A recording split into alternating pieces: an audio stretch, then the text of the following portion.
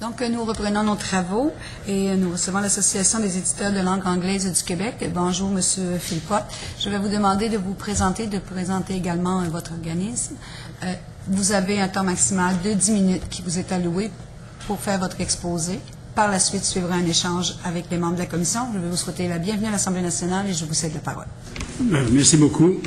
Moi, je m'appelle Robin Philpott. Je représente l'Association des éditeurs de langue anglaise du Québec, dont le président Simon Dardick est retenu à New York pour le lancement d'un livre québécois. Je suis aussi président et éditeur de Baraka Books. Il me fait plaisir de vous soumettre notre mémoire sur la réglementation. Pour nous, c'est un sujet de première importance pour nous comme éditeurs, mais aussi pour les auteurs que nous publions, ainsi que les libraires qui vendent nos livres, surtout au Québec, et pour l'ensemble de la population québécoise. Pour nous présenter, l'ELAC regroupe presque la totalité des éditeurs de langue anglaise au Québec, soit plus de 20 maisons d'édition.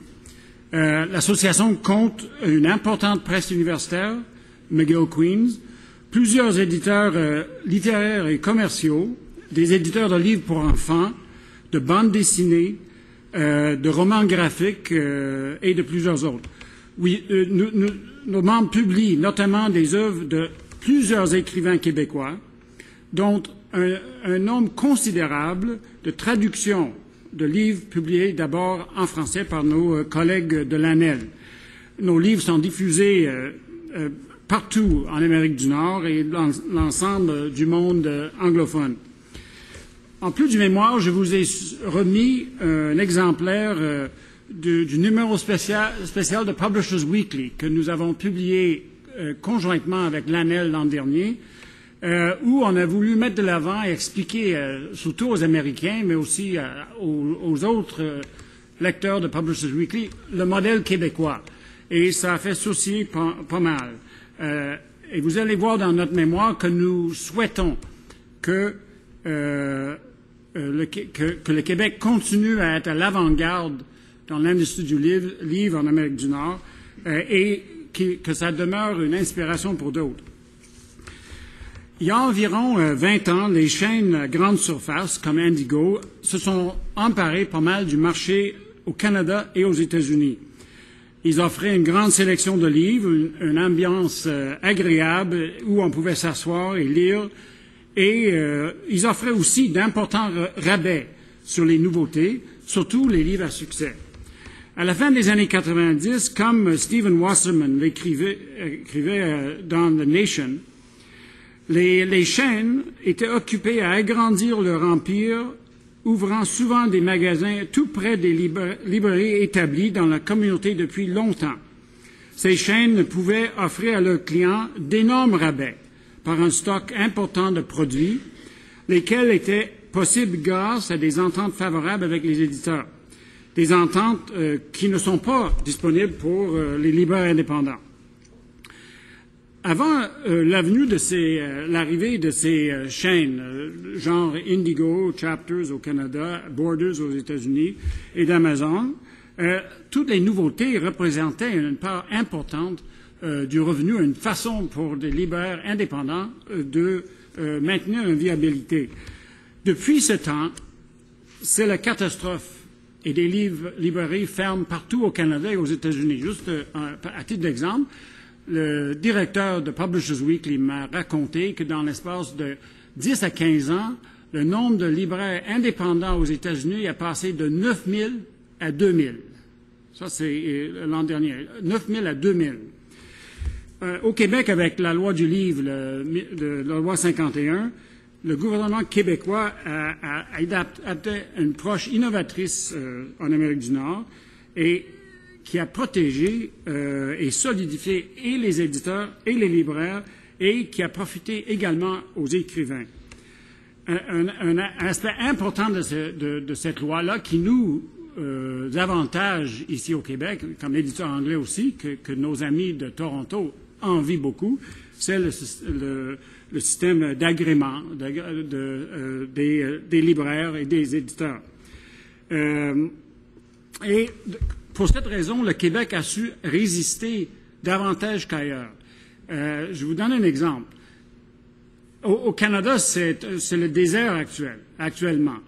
Winnipeg, la dernière fois que je suis allé à Winnipeg en 2010, il en reste 800 000 personnes, il n'en reste que 2 librairies. À Québec, moi j'ai compté 15. À Thunder Bay, qui est ma ville natale, il n'y en a qu'une.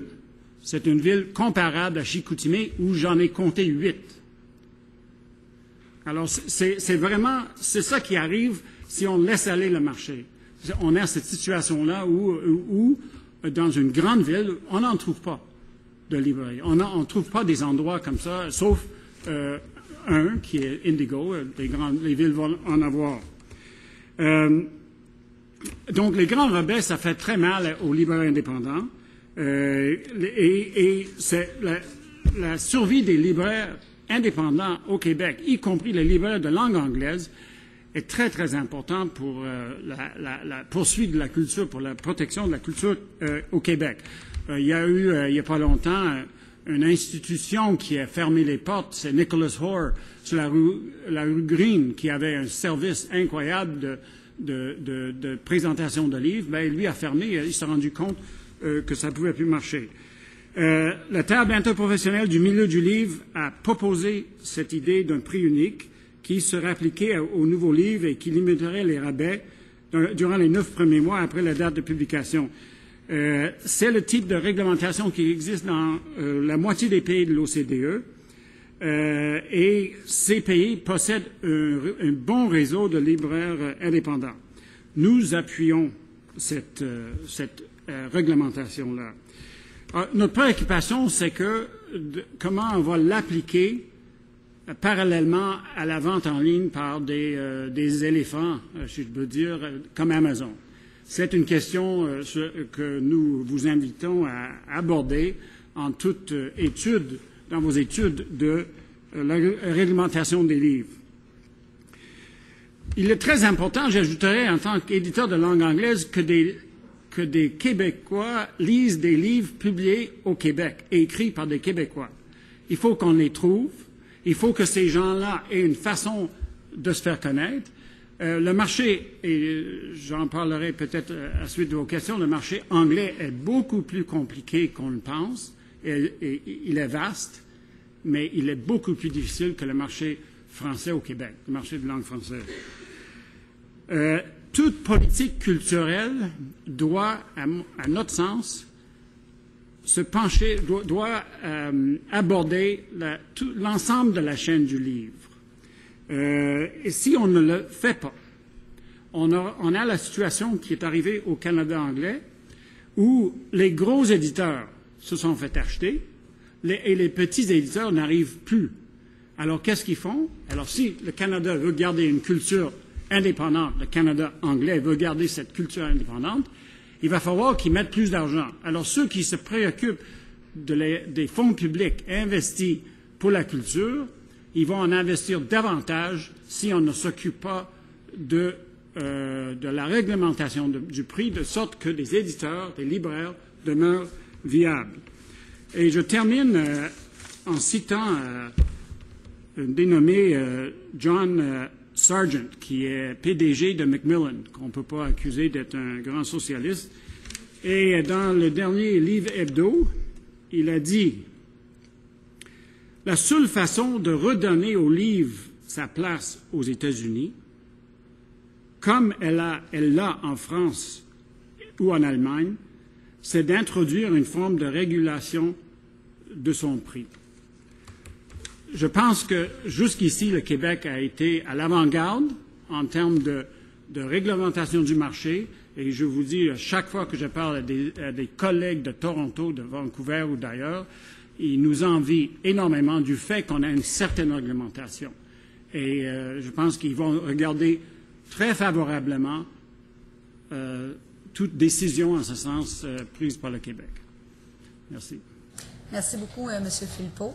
Nous allons débuter les échanges. Et M. le ministre de la Culture et des Communications, vous avez la parole. Merci, Madame la Présidente. Monsieur Philpot, soyez le bienvenu et merci pour la contribution que vous apportez à cet exercice fondamental. Je vais poser d'emblée une simple question. On est ici parce qu'il y a une proposition sur la table qui est à l'effet de réglementer le prix plancher du livre neuf physique et numérique.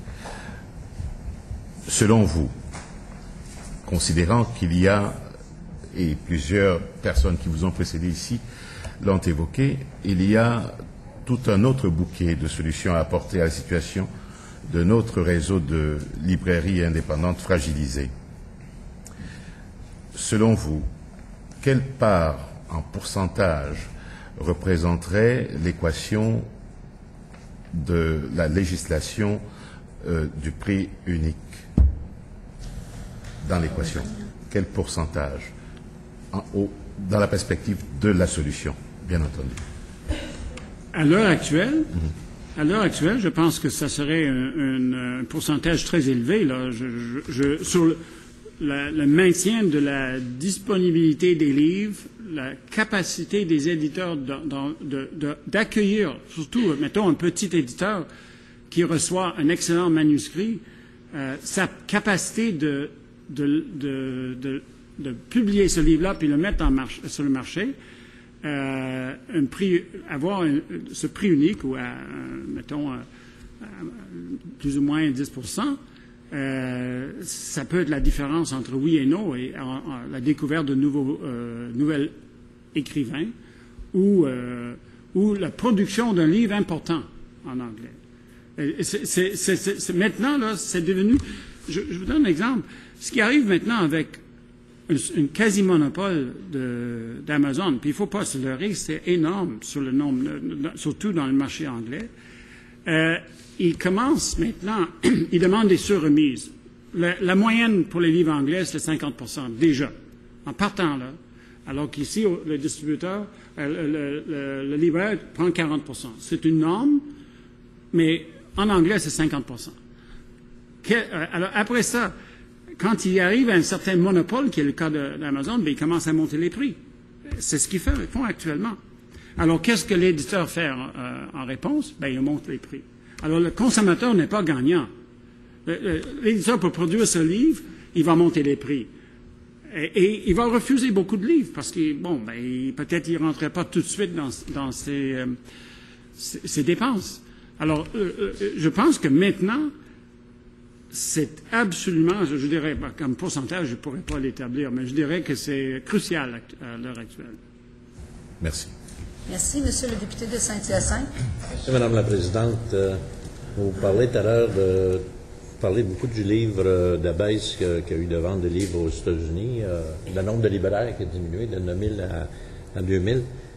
La proportion au niveau des libraires anglophones, est-ce que c'est pas la même proportion au niveau de la diminution? La diminution, moi, ici même, là.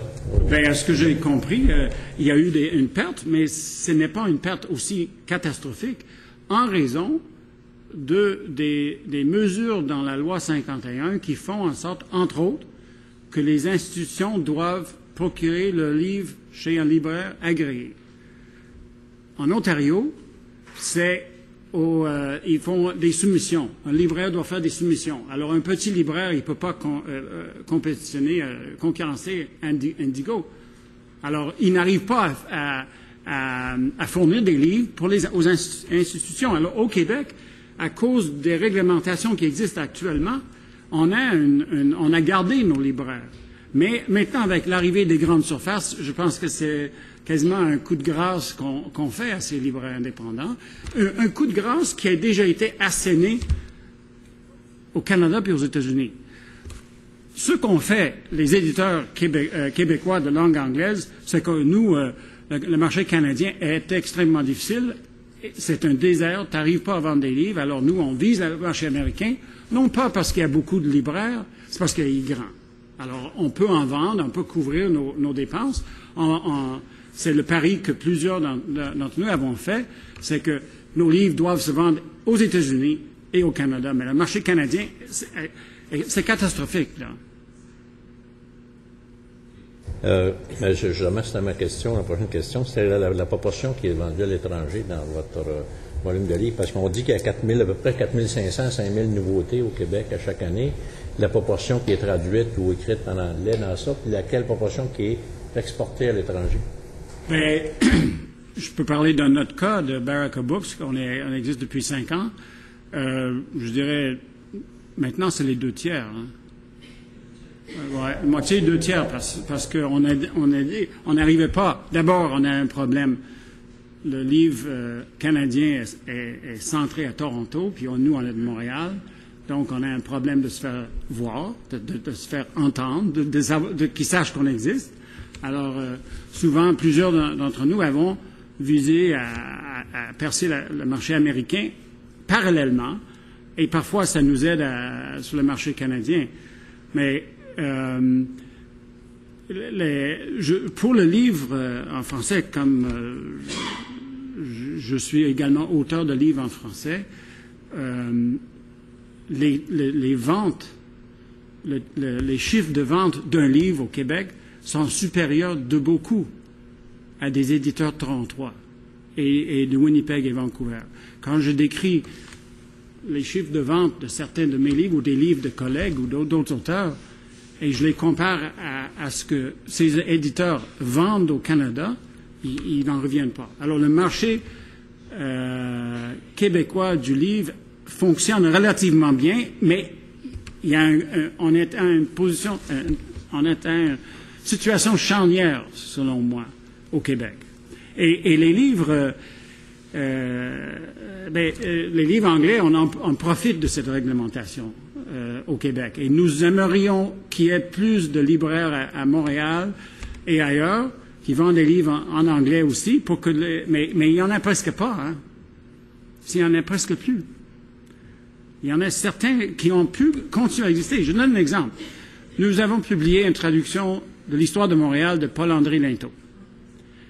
Ce livre-là, maintenant, a été adopté à McGill, à Concordia, à Dawson, à Vanier. Ces livres, un étudiant doit l'acheter à Concordia, ils sont obligés de l'acheter à un libraire agréé. De sorte que ce libraire, Argo, vous les nommez, va être viable à cause d'une réglementation. Mais le problème maintenant, c'est pour l'acheteur qui n'est pas, par exemple, obligé de l'acheter, il ne va pas trouver des libraires pour acheter ces livres du Québec.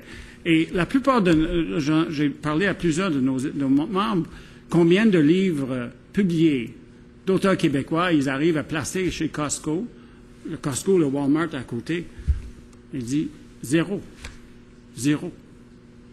Donc, les éditeurs de langue anglaise n'arrivent pas à placer dans ces grandes surfaces non plus.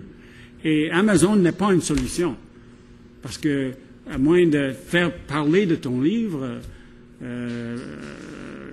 puis ça marche plus, les pages, les cahiers des livres sont tellement minces maintenant, il n'y a presque plus de couverture dans les grands médias.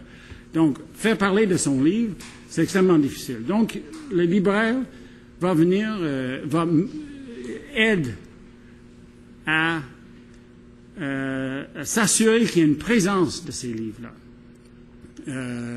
qui autrement, ça va disparaître ou ça ne sera pas publié. Merci. Selon vous, y a-t-il urgence de réglementer le prix du livre actuellement? Ou puis depuis combien de temps vous réclamez, mettons, une réglementation nouvelle? Je dirais qu'on a discuté au sein de l'ELAC, et au début, les gens disaient « Oh non, ça ne marchera jamais, ça ne marchera jamais ». Puis là, on a étudié la question, puis on a dit « Oui, c'est urgent de faire cela. Ne serait-ce que pour vendre les livres québécois au Québec. » Ça, c'est un défi, les livres québécois, qu'on puisse les lire ici, on puisse les trouver ici. Alors, selon nous, c'est urgent. Alors, il y a un changement un peu au sein de l'ELAC qui, parfois, ils se voient un peu à Toronto, un peu aux États-Unis, puis là, ils ont dit, écoute, c'est une bonne idée, puis peut-être d'autres vont emboîter le pas, parce qu'ils savent, quand j'ai mentionné au Literary Press Group de Toronto qu'on étudiait le prix unique au Québec, les yeux étaient grands même. Là. Ils se sont dit, bon, ça prendrait ça. Alors, peut-être, si on le fait, on va le faire ailleurs aussi. Mais ma question, c'est depuis combien de temps, mettons, vous réclamez, le milieu réclame c'est l'arrêt de la rotation d'un prix du livre. Depuis combien de temps? Ça fait 1 an, 2 ans? 3 ans? Pas depuis longtemps. Depuis, je dirais vraiment, depuis que, on a tous souffert de la situation actuelle. Puis du moment où le Québec a commencé à en discuter, nous on en a discuté, puis on a dit oui, c'est une excellente idée, puis on l'appuie. Mais je pourrais dire que on subit la situation actuelle. Les éditeurs et nos auteurs et les libraires ont subi la situation. Et puis on se lamente tout le temps. Que, qu'est-ce qu'on va faire? Alors, mais de là à quand on a commencé à discuter ici, à l'Assemblée nationale, nous, on a regardé ça et dit oui, c'est une excellente idée. Merci. Nous allons maintenant du côté de l'opposition officielle. Madame la députée d'Acadie, vous avez la parole. Merci, Madame la Présidente. Donc, si on comprend bien, merci d'être là, puis ça nous fait plaisir de vous voir. De vos propos, les librairies indépendantes de langue anglaise au Québec, c'est à peu près inexistant, il n'y en a presque plus. Ça tombe comme des mouches, mais c'est pas aussi, je dirais, drastique. Ça n'a pas été aussi drastique pour les raisons que j'ai expliquées tout à l'heure qu'à d'autres endroits. Elles ont accès à l'agrément comme les librairies francophones. Alors, ça doit faire un peu de jaloux du côté des autres provinces canadiennes de voir que les librairies... Ça fait des jaloux. Ils nous envient. Chaque fois qu'on parle de la situation ici, ils disent « Ah, vous êtes chanceux. » Mais le problème, c'est qu'on en perd. Là. Moi, je sais, par exemple, je donne un exemple, j'ai publié People's History of Quebec de Jacques Lacourcière. Nicholas Hoare en vendait chaque année, je ne sais pas combien d'exemplaires, puis là, il ferme. Bon. Le magasin? Nicholas Hoare, c'est sur Green.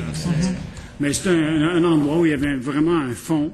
Puis, c'est une institution où il avait ouvert un succursale à Ottawa, puis je pense à Toronto, à Oshawa, une affaire comme ça. Mais là, il ferme. Est-ce que si ça se concrétisait, la question d'un prix fixe ici, est-ce que ça pourrait faire en sorte que les consommateurs migrent vers, je pense dans les endroits frontaliers avec l'Ontario ou peut-être pas le Nouveau-Brunswick, mais l'Ontario, est-ce que ça pourrait faire en sorte que les consommateurs aillent vers l'Ontario en se disant, il va nous coûter moins cher de l'autre côté de la rivière des Outaouais? Peut-être à Gatineau, ça pourrait jouer, comme l'essence, là. Je veux dire, c'est pas... mais quelqu'un qui cherche un livre, peut-être c'est un risque, mais on peut souhaiter aussi que on donne l'exemple. Hein. On établit un exemple. Et on peut aussi, si on le fait, si on réglemente le prix, ces livres-là, ceux qui vraiment se vendent bien, ils vont se retrouver quand même à Costco, puis Costco va en vendre autant. Je veux dire, peut-être un tout petit peu moins, parce que les gens vont le trouver chez un libraire indépendant. Mais c'est sûr, mais les endroits où ça va toucher vraiment là, sont limités. Je ne pense pas que les gens vont quitter Montréal pour aller à Cornwall acheter un livre. Je ne le vois pas. La question, c'est que... Et puis quelqu'un m'a signalé, puis c'est un fait. Bon, non, je dirais...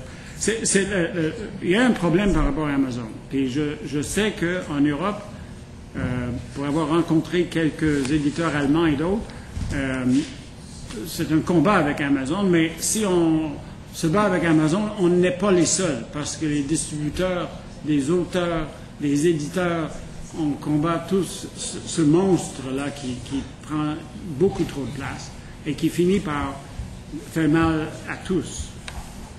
Merci beaucoup. À toutes ça. Monsieur le député de Jacques-Cartier. Oui, merci beaucoup. Bienvenue, monsieur Philpott. Pour continuer, parce que Amazon est là, et tout le monde, on peut prétendre, c'est malheureux, ça va tuer les librairies. Comment est-ce qu'on peut prendre l'outil d'Internet, parce que l'Internet a amené beaucoup de bien et beaucoup de mal dans notre société, mais c'est là. Alors, il faut composer avec. Alors, comment s'assurer que dans les achats en ligne, parce que je pense que les achats en ligne sont là pour rester, Oui. Alors, comment s'assurer que déjà le défi pour les livres en français au Québec, c'est déjà un défi assez important.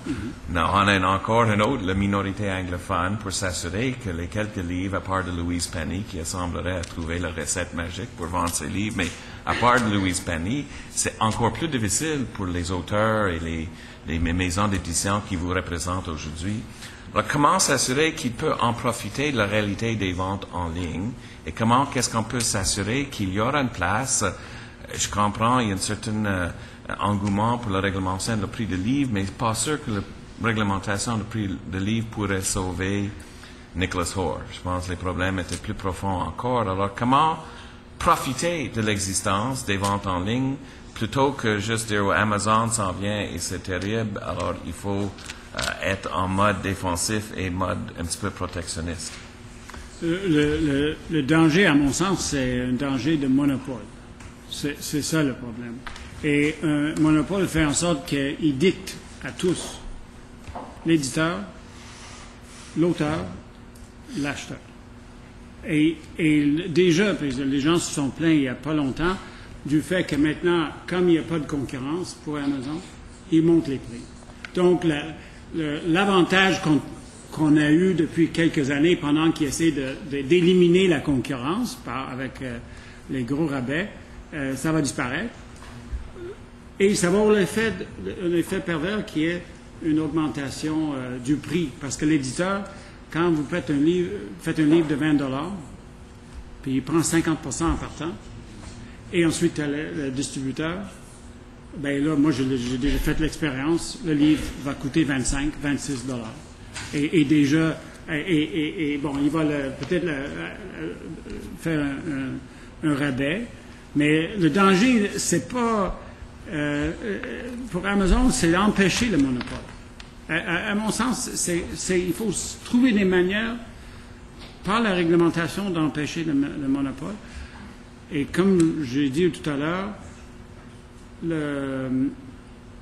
l'option que je dirais canadienne, sur laquelle je pense que ben du monde se pose la question maintenant, parce que c'est le désastre, c'est que l'État finit par mettre beaucoup d'argent dans la culture pour garder en vie une industrie du livre qui souffre tellement. Alors, je pense que c'est le prix unique est la façon de contenir la volonté d'Amazon. Mais est-ce que d'autres moyens, je comprends, et même on va dans un Chapters ou un Indigo, et sur le premier étage, il y a de moins en moins de livres et de plus en plus de n'importe quoi, les pots de thé et les autres objets qui essaient de diversifier leur offre de vente pour soutenir la vente des livres qui était censé être leur core business, si vous voulez. On voit aux États-Unis, le Borders et plus là, Barnes & Nobles a eu beaucoup de misère avec, je ne me rappelle pas le nom de leur tablette, qui ont essayé de mettre ça en marché avec beaucoup de difficultés. Alors, on voit que même pour les grandes chaînes de livres, la vie n'est pas simple. Alors, pour nos indépendants, c'est encore plus difficile. Alors, tout le monde, d'une certaine façon, est menacé par l'arrivée des ventes en ligne. Mais si j'ai raison que les ventes en ligne sont là pour rester, comment changer le donne que c'est pas uniquement un Amazon ou un monopole? Je comprends les craintes d'un monopole. J'endosse ça aussi, mais comment empêcher ça? Parce que Amazon, ça a pris 15 ans, les premières 12, 13 ans, étaient même pas fait des profits. Hein? Amazon était une des choses que c'était soutenu par la vente des actions sur la bourse plutôt que par les ventes réelles sur l'Internet. Alors, comment en profiter? Parce que moi, je pense qu'on va faire des ventes en ligne pour mettre en évidence vos livres, les livres de vos confrères en français au Québec. Comment s'assurer que cet outil moderne de rendre les livres disponibles, et je pense qu'on a tout intérêt de rendre le livre le plus accessible possible, comment est-ce qu'on peut en profiter pour mettre en évidence les livres québécois, anglais ou français? Bien, en ligne. D'abord, au Québec, on a quand même soutenu pas mal la conversion. Tous nos livres à nous sont convertis en numérique. Ils sont déposés chez Demarque. C'est l'entrepôt de Demarque. Puis ils font un travail. Peut-être ça pourrait être mieux avec les livres anglais. On essaie de vendre en ligne à partir de nos sites. On essaie de faire de la concurrence à Amazon en vendant en ligne, mais on est obligé de baisser le prix pas mal, ou augmenter le prix puis baisser. Là, je veux dire, on pourrait dire que c'est un peu malhonnête comme façon de faire. Là. On monte le prix et ensuite on dit on vend avec un rabais de 40%. C'est pas intéressant, mais comment, je veux dire, c'est un problème. Et le prix unique, ça serait formidable.